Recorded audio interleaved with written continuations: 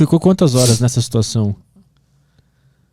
Cara, eu acho que foram, não sei, acho que umas 2 horas talvez, né? Da hora que me pegaram, me tiraram do carro, né? Na rua, na hora que pegaram um táxi, até me levarem para outro prédio, eu acho que umas 2, 3 horas, não tenho certeza. E aí, arrumaram um sargento que falava inglês, né? Foi um cara muito gente boa, e assim, um cara genial, que ajudou bastante. E as coisas estavam assim, caminhando, a gente conversando, tudo se esclarecendo. O Yassin, inclusive, me falou como eu chegaria ao hospital para onde eu ia, né? Uhum. Dava para ir a pé, eu já estava até sabendo o caminho que eu ia fazer, né? Quando chegou um carro civil, né? Saíram 3 caras, sem identificação, sem uniforme, sem nada. Isso é muito preocupante. Porque, cara, nessa situação, carro civil e sujeito sem uniforme é milícia, né? E aí, esses 3 caras me colocaram dentro do carro, né? E a coisa ficou mais tensa para mim, porque um dos soldados, né, que tinha sido legal comigo, o cara falou, I'm sorry, my friend. Quando te pegaram. Quando me pegaram. Uhum. Aí eu falei, pô, então agora ferrou, né? E aí me colocaram. Tinha um cara dirigindo e outros 3 caras, né? Esse carro. Um dos caras pegou a minha mochila e foi com ela no colo do banco da frente. Eu fui no banco de trás com 2 caras do meu lado, né? E os 2 com a arma apontada para mim. E esse carro saiu, né, por dentro da cidade de Homs. E eu vendo a cidade toda destruída, toda aquela cena, né, pavorosa. Garotos muito jovens, com camisas de clubes da Europa, do Arsenal, do Real Madrid, do Barcelona, do Liverpool, do Milan, os meninos correndo pela rua, com armas na mão, com fuzis, dando tiros para o céu e gritando Allahu Akbar, Allahu Akbar, quer dizer, Deus é grande em árabe, né? E eu sabia que aqueles garotos eram rebeldes, né? E o carro passando no meio da rua, e eu vendo tudo isso, e eu pensei, cara, esse cara vai me matar, né? Porque sabem que eu sou jornalista, eu tô aqui no meio da guerra, estão me deixando ver tudo isso, né? É porque vão me matar. Né? Porque se não quisessem que eu visse, podiam colocar uma coisa na minha cara, cobrir minha cabeça. Mas não, se estão me deixando ver tudo isso, é porque vão me matar. E aí comecei a trabalhar na minha cabeça com essa ideia de que eu estava sendo levado para ser executado, né? Que era uma coisa que eu já tinha, né, colocado em mente que podia acontecer. Eu não queria morrer, obviamente, né? Mas estava achando que é isso que ia acontecer. Tu conseguia aceitar essa ideia ou era desesperador? Cara, foi doido, porque ao mesmo tempo que eu não queria morrer, estava com medo de morrer, eu sabia que podia acontecer, entendeu?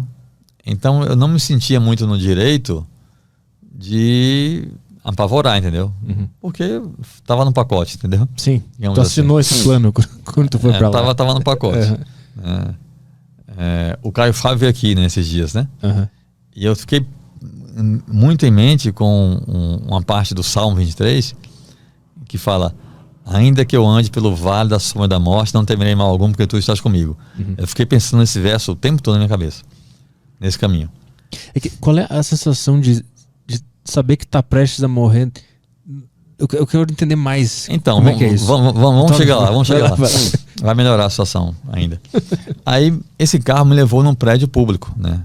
Eu sei que era público, porque era um prédio muito grande, com um monte de fotos do Bashar al-Assad, do presidente, né? E aí, esse cara que estava no banco da frente, com minha mochila, ele saiu do carro com um fuzil, colocou na minha nuca e ele ia me conduzindo, né? Me empurrando para frente, para a direita, para a esquerda, para onde eu deveria ir. Ele não falava inglês. E aí, esse cara, a gente chegou num ponto em que tinha uma escada só para descer. Era um corredor assim estreito, um pouco mais largo do que meus ombros. E aí eu fui descendo e o cara com a arma na minha cabeça, né? E quanto mais eu descia, mais escuro ficava, né? E eu vi o que no fim da escada me pareceu ser uma parede. Aí eu falei, negócio sem saída, né? Escuro, o cara vai me matar aqui, né? Aí eu fechei os olhos, baixei a cabeça, Comecei a descer os degraus bem lentamente, né? Tateando degrau por degrau com os pés. Fiz uma oração, entreguei a alma a Deus e esperei o tiro, né? E desse jeito que eu falei, né? Com os olhos fechados, cabeça baixa, eu descendo bem lentamente, fui descendo. E de repente eu senti uma pancada na minha cabeça e eu vi um barulho. Pá! E aí, cara, quando eu conto isso, eu dou muita palestra sobre essa história toda. Quando eu conto isso, as pessoas riem hoje em dia, mas na hora não foi engraçado. Quando eu senti a pancada na minha cabeça e eu ouvi o barulho, eu tive certeza que era o tiro na minha cabeça, né? E aí eu fiquei tranquilo, eu fiquei aliviado, pensei, putz, acabou, né? Que bom que foi rápido, né? E eu fiquei parado, os olhos fechados, achando que estava morto. E aí eu senti alguém me empurrando. E eu achei aquilo muito estranho, porque eu pensei, cara, acabei de morrer, tem alguém já empurrando aqui, né? Jesus, O que é que tá acontecendo, né? Mas não abri o olho, né? E aí me empurraram de novo, aí eu abri o olho já chateado, já ia brigar com o anjo, né? Que tá empurrando por quê? Aí quando eu abri o olho, eu vi que não era uma parede no fim da escada. Era uma porta de ferro, daquelas de correr assim, entendeu? Aí quando o cara abriu, ali dentro tinha uma delegacia improvisada. A pancada que eu senti na cabeça e o barulho que eu ouvi era a minha cabeça batendo na porta de ferro, entendeu? Sim. Bateu, eu senti a pancada e eu ouvi o pá, né? E a tua pergunta, cara, foi muito, eu digo que foi muito bom sentir aquilo, sabe, cara? Primeiro aquela certeza de que eu ia morrer, porque foi bem diferente de outras situações que eu tive de ameaça, porque ameaça é um risco, né? Eu tenho moto, já passei acidente de moto que você pensa, putz, vou morrer, sabe? Mas não é você pensar, sabe? Você ter certeza absoluta, entendeu? Uhum. E foi bom sentir aquilo, cara, porque eu fiquei muito tranquilo, sabe? Eu senti que estava preparado, que tava bem, tava tranquilo, não devia nada a ninguém, sabe? As pessoas que eu amo sabiam que eu as amo, não tinha ninguém que eu sentisse que eu tinha de ter perdoado, não perdoei, sabe assim? Eu tava muito tranquilo, sabe? Isso foi muito bom sentir, velho. Foi mesmo, assim, eu me senti, se fosse aquela hora, eu até pensei assim, cara, eu sabia que isso podia acontecer, eu pelo menos vou morrer onde eu queria estar, fazendo o que eu queria estar fazendo, sabe? Cobrindo uma guerra que era o meu sonho. Eu sabia que isso podia acontecer. Então, assim, eu pensei isso. Vou morrer onde eu queria estar, fazendo o que eu queria estar fazendo. E eu li a matéria depois, muito tempo, daquela mulher que eu falei, a britânica, que morreu em Homs, né? Uhum. 2 meses antes de ir pra lá. Mary Colvin, chama ela. E eu vi a matéria depois sobre o caso dela, a mãe dela dizendo, estou muito triste, obviamente, mas o que me consola é saber que minha filha morreu fazendo o que ela amava.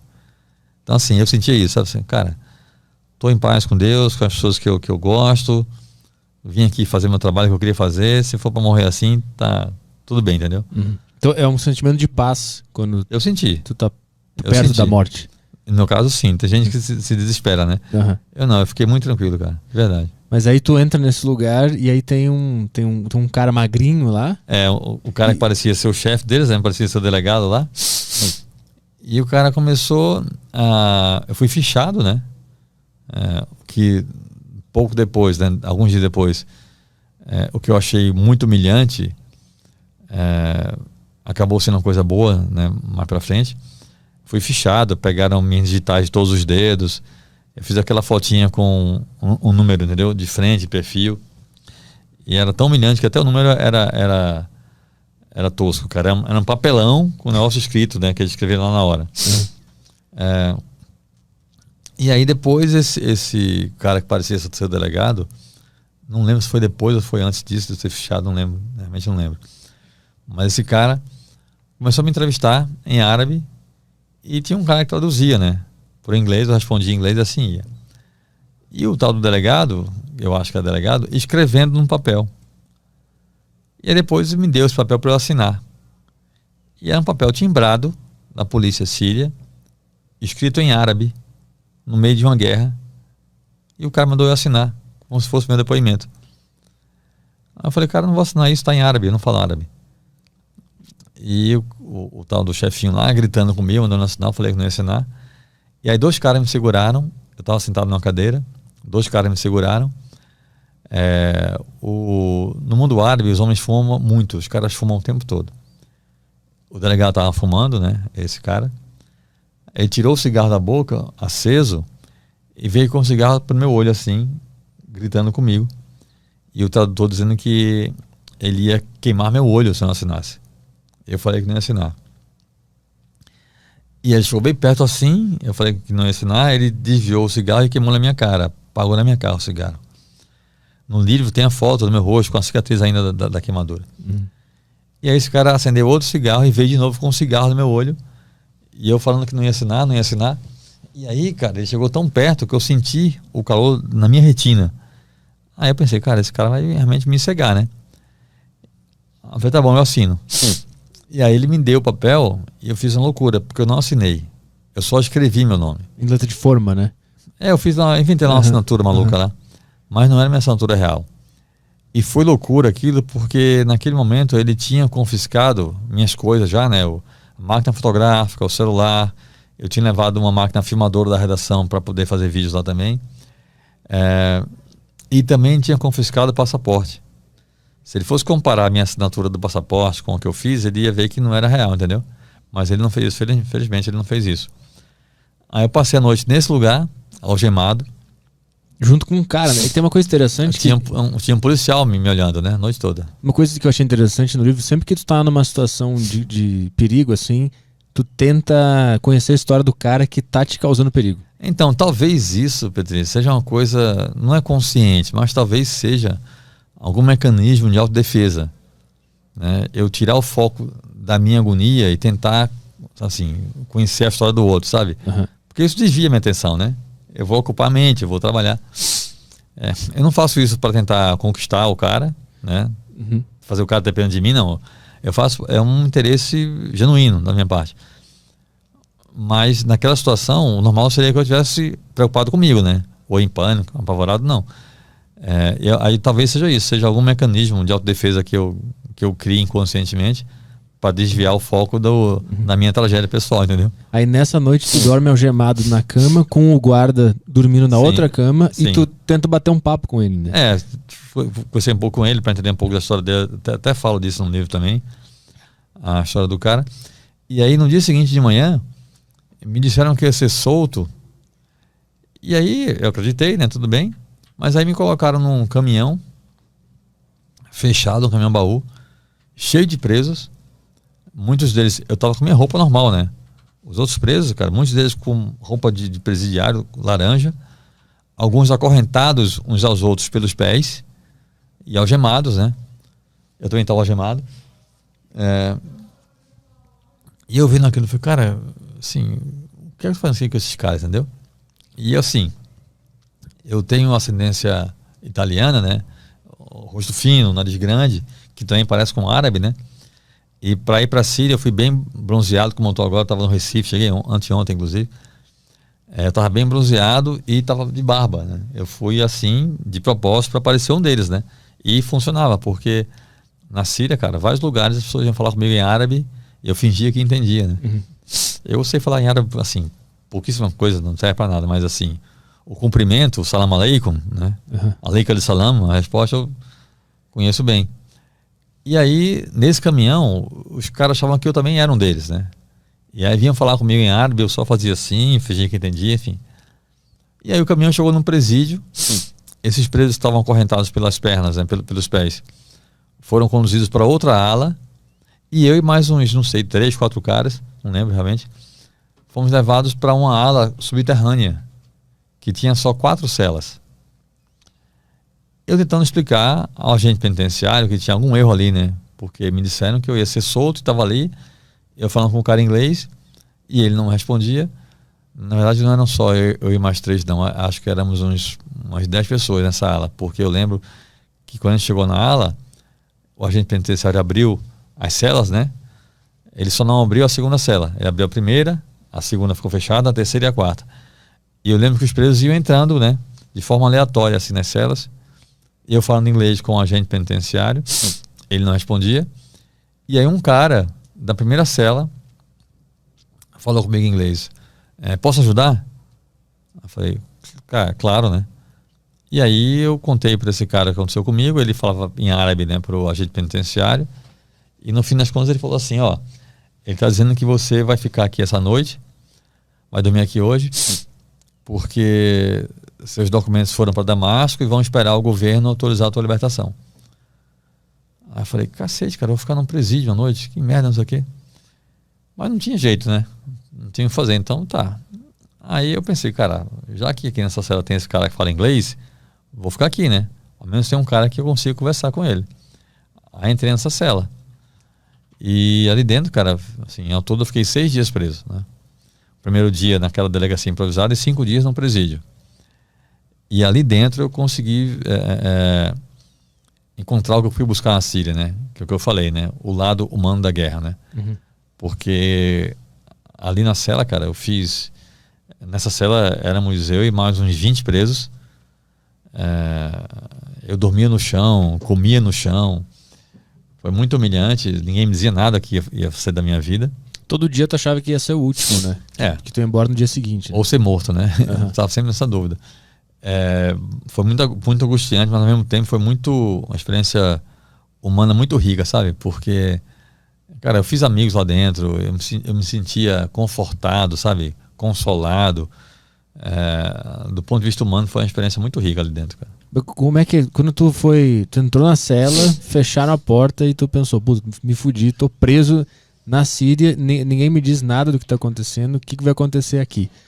Aí tu começa a entrar num desespero lá dentro, por mais que tu tava se dando bem com o pessoal e tu fez grandes amigos, a tua mente tava pirando, tava ficando ansiosa e desesperada, né? Isso tem vários balanços de esperança e desesperança durante essa história toda, né? E o pessoal te ajudava lá dentro com tudo isso. Quem são 3 principais amigos que tu fez lá, né? O Amar, o Adnan e o Walid. Um desses era o cara que era um palhaço, que era engraçado, né? O Adnan. Que ele fazia palhaçada. Esse cara é interessante, porque mesmo ele estando preso lá, e cada um tinha uma história muito interessante, né? Esse cara ficava fazendo palhaçada com tudo que acontecia lá. E depois eu fui entender que, na verdade, as brincadeiras dele eram uma forma de ele esconder a própria dor, né? Porque a história dele tá muito triste. Logo que eu entrei na prisão, tinha uma coisa que para mim era muito angustiante, que era o fato de saber que ninguém sabia da minha prisão. Porque não me deixaram dar nenhum telefonema. Uhum. Eu pedi para dar um telefonema, não me deixaram. Então, assim, ninguém sabia que eu estava preso, né? Então, se ninguém sabia que eu estava preso, ninguém ia fazer nada para me soltar, entendeu? Isso para mim era muito complicado.